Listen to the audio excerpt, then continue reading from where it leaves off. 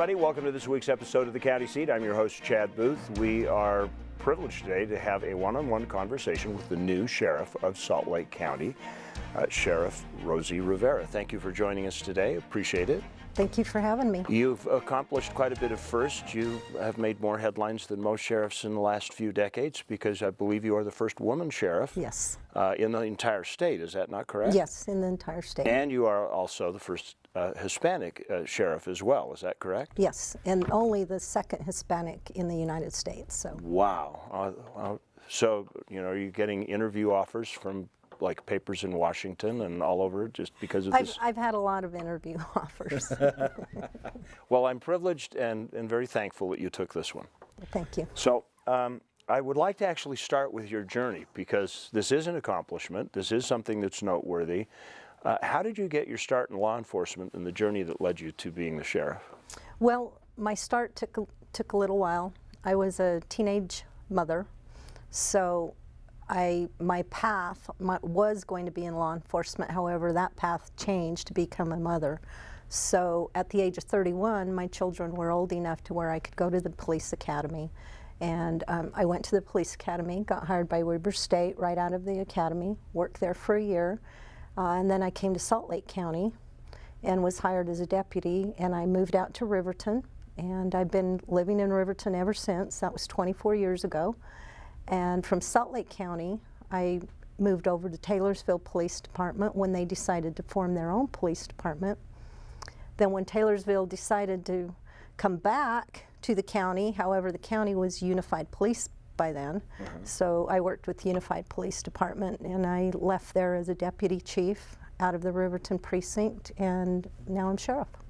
Well, that is quite a path. Yeah, it is. What were your biggest challenges along the way? I think the biggest challenges along the way was most of my career I was a single mother. So that was a huge challenge, trying to juggle law enforcement and being a single mother. Also going to college, juggling that. So that was probably my biggest challenge. Law enforcement is by its nature a little bit risky. That ever concern you as a single parent? It did not. You know, I've worked in law enforcement for such a long time. It's not a concern. However, society is changing. My daughter did go to school and get her a degree in criminal justice, and we talked about it and decided it was not the best time for her to get into law enforcement, simply because society is changing so much towards law enforcement. Do you think there's opportunity for women going forward into law enforcement? I mean, for those that choose to do it. Have a lot of doors been opened since you started? I mean, I have a really good friend who struggled to get into law enforcement. Her name's Kim Adamson, and yeah, she I know Kim. Kim and I have been friends since college when she was a dispatcher at UPD. So, you know, she and you, I'm sure, worked really hard to overcome some barriers. Do you think those barriers are knocked down quite a bit now? Oh, they absolutely are. And I'm a founding member of the Utah Women Law Enforcement Association, and part of creating that was to open doors for females and to mentor them and be by their side when they do want to, you know, make that next step into promotion. And we've had many, many females promoted into leadership positions since 2009. That was when we created that association. We are going to take a quick break here from the county seat. We're talking with Sheriff Rosie Rivera from the Salt Lake County Unified Police Department / Sheriff's Office, and we'll kind of take up that issue of what Unified Police is and how it's the unique law enforcement agency when we come back on the county seat. We'll be right back in a minute. There is a place where looking out means looking in, where an impression lasting only a few seconds will be imprinted on a life forever, where courage is forged and innocence rediscovered, where remembering is rewarding and forgetting unforgettable. There is a place where truth is felt and where seeing is believing. There is a place.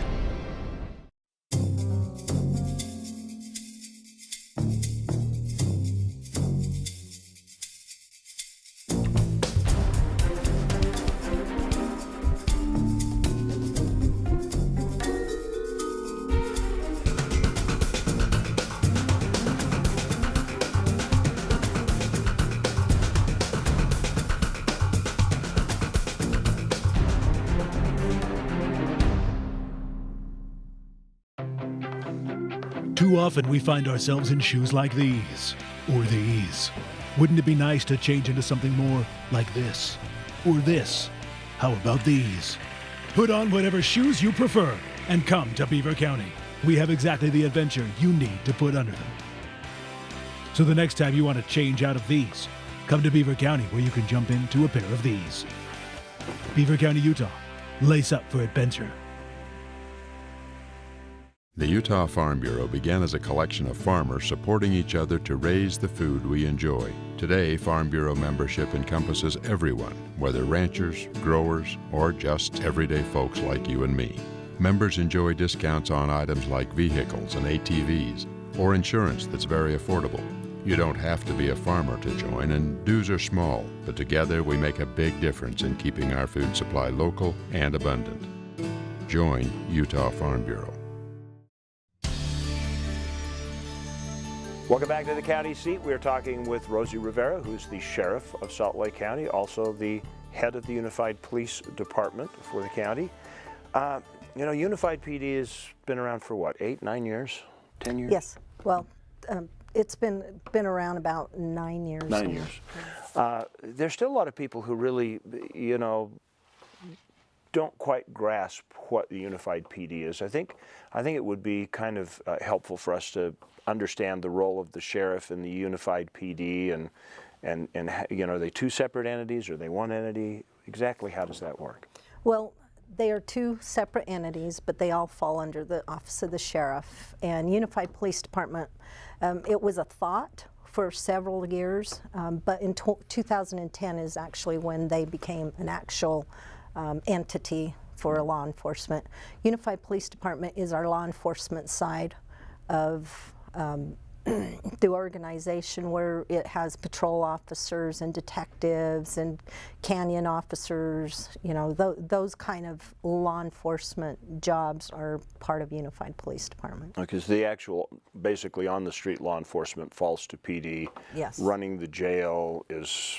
Yes, running the jail falls to the sheriff side of the house, and so does protective services. So with the sheriff's department, under the office of the sheriff, you have the jail, with the deputies there, the protective service officers, and there's quite a bit there too, 136 right now.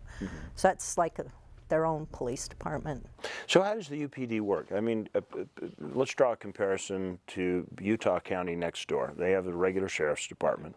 You know, they're not quite as big as Salt Lake, but you know, reasonably sized. So how does Sheriff Tracy's department work different than your department? Well, they also have the jail directly under the sheriff, and they're all deputies.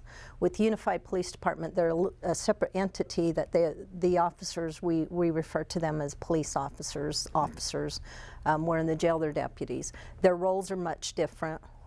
One works the law enforcement side, enforcing the laws out on the road.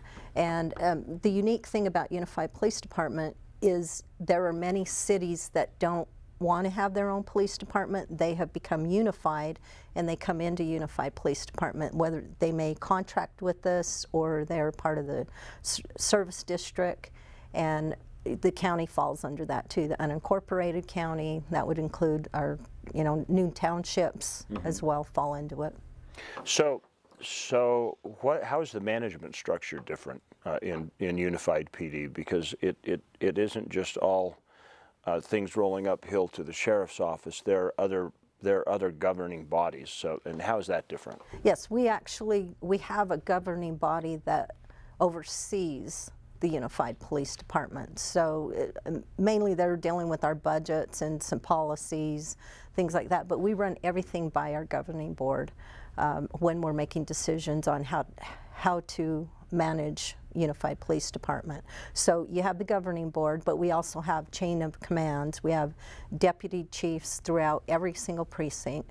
We have captains who run special divisions.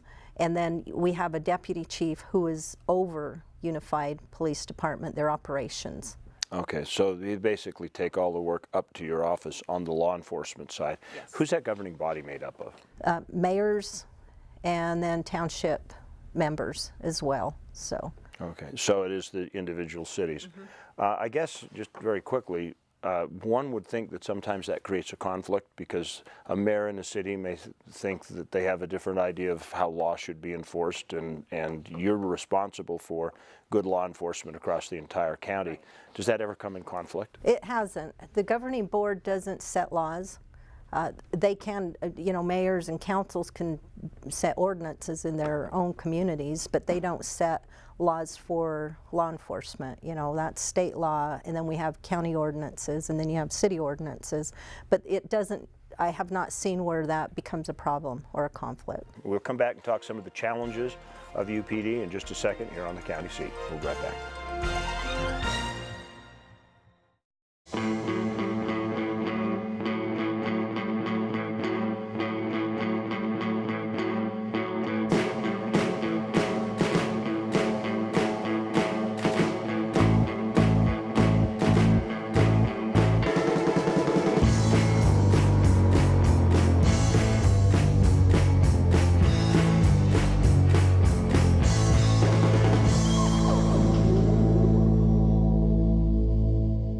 There's a little place on a Utah map where I was raised, where my heart's at, where the sagebrush grows wild and high, and the stars come out at night. Oh, there ain't nothing like being raised in the basin with a Ute reservation, skiing starvation, that Duchesne County life. ATV? Check. Four-wheel driving? Check. Bouldering? Check. Mountain biking? Check. Hiking? Check. River rafting? Check.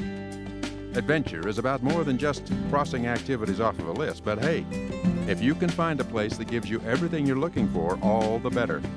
In Emery County, you'll find the San Rafael swell, trails, lakes, and the small-town hospitality you're looking for. San Rafael Country, in the heart of Utah. Visit us and check something off your list.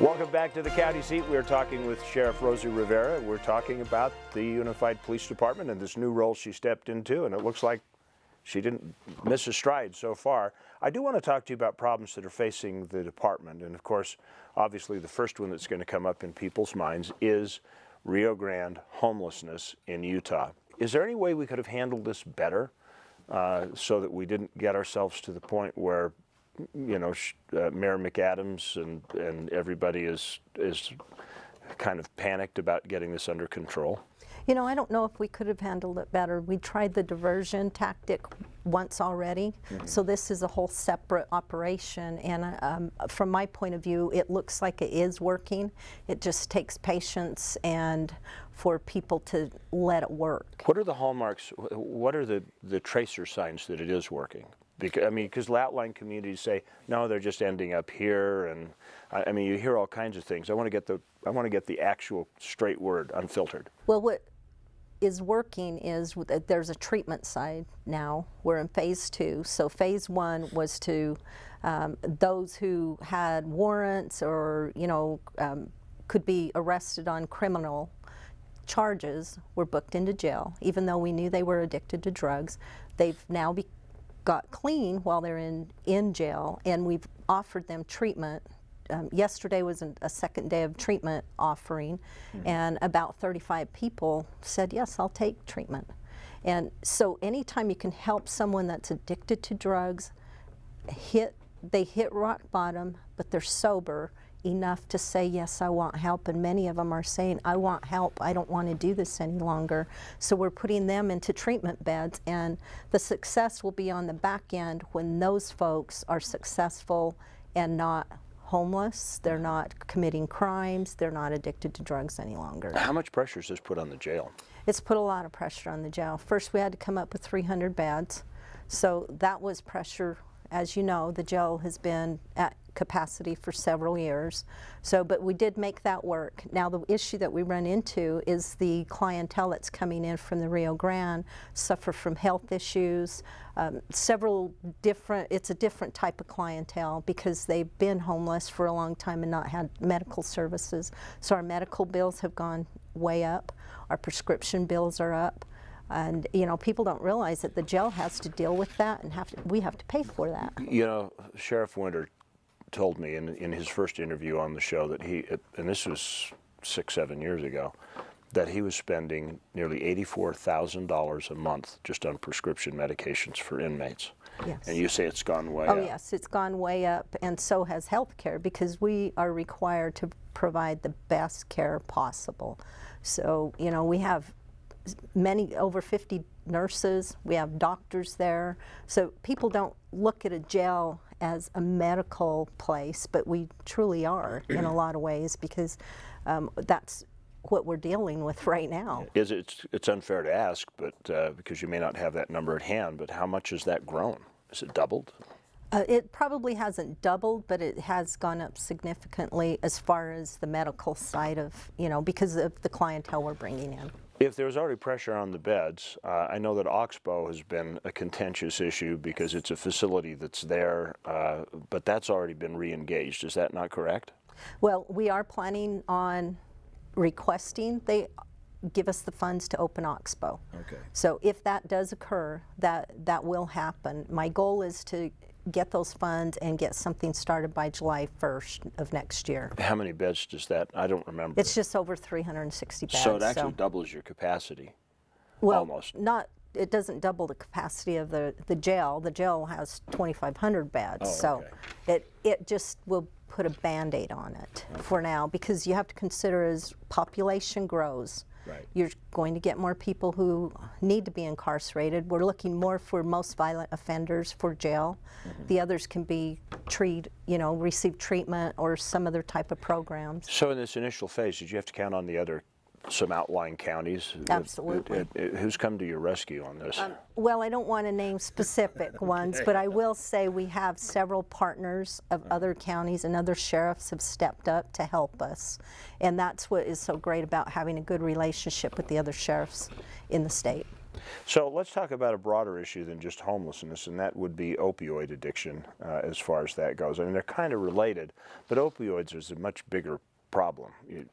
And so how does that figure into your compass path for the Sheriff's Department? Well, it figures into a lot of things. You know, we have our road officers dealing with it on a daily basis, but we also have our jails filling up with folks who are committing crime trying to get the opioids. So it does impact law enforcement as a whole.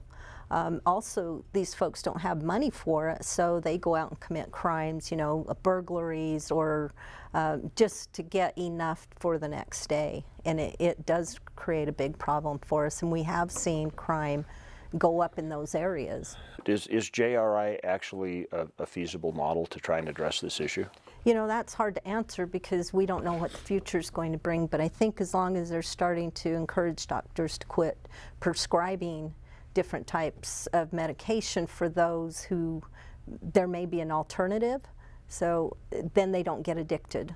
I think that's going to help a lot, is by getting the doctors on board with us. So you're saying that a lot of these people who are out committing crimes really don't have a CD path passed until they actually had to go get prescription drugs? And no, not necessarily. Some just decided to go start using drugs, but we have seen there is a pattern of people who get addicted to prescription drugs, and then they go on to the more stronger drugs such as heroin.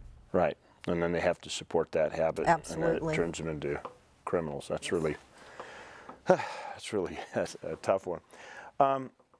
So what do you see as the benefits or the challenges from your department's standpoint on the Justice Reinvestment Initiative? Was that a good plan? It's had a lot of hiccups, and most people say it's a funding issue, not a concept issue. What's your take on that? My take on it is at least we have a plan, because without a plan, we're not moving forward at all. We have a plan with JRI. it's going to take some time. And yes, funding is an issue. And you know, when they're making those plans, maybe they weren't aware of this issue and that issue, but we're making them aware. And we're speaking up and we're saying we need funds for this specific items to help us help, you know, society as a whole really is the one that is going to benefit. I have a lot of numbers that run around in my head, but it seems like Representative Hutchins managed to scrape up like $4 million or something initially for JRI. How short do you think that number was from what it really needs to be? Well, I'm not a financial person, but I think that is probably really, really short numbers, because it's such a large plan with a lot of issues that are going on, and it does cost money, mostly for the treatment side. You think it'll work if you can get the good treatment in there? Money, good treatment, because you still need treatment beds. We may be full at the jail, but the treatment centers are full as well, so we need more treatment for folks, but I think down the road it will help.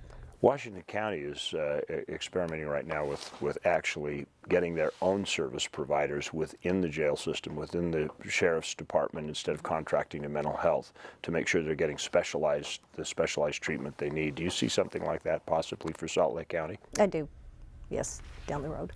Okay, let's move on to one other that's kind of tied to it, and that's, we'll hold this until we get back. I realize I'm out of time. You're watching The County Seat. Great conversation with Sheriff Rivera. We'll be right back.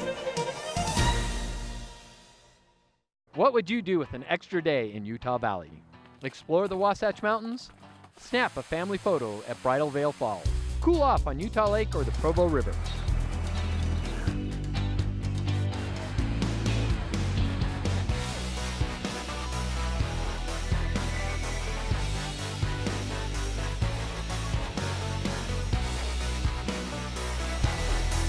No matter what you're searching for, you can find it in Utah Valley. Bring everyone together.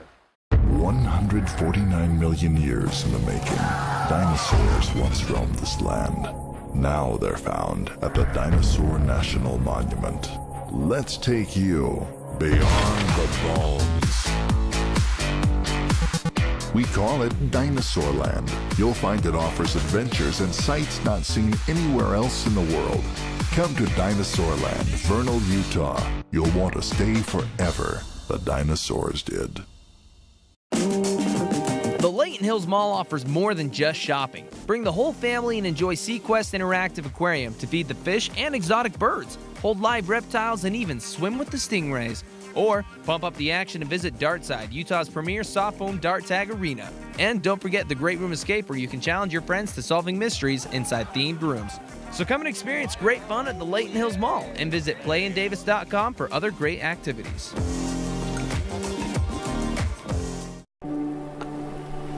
All local products have a story of magical places, real people, and delicious recipes spanning generations.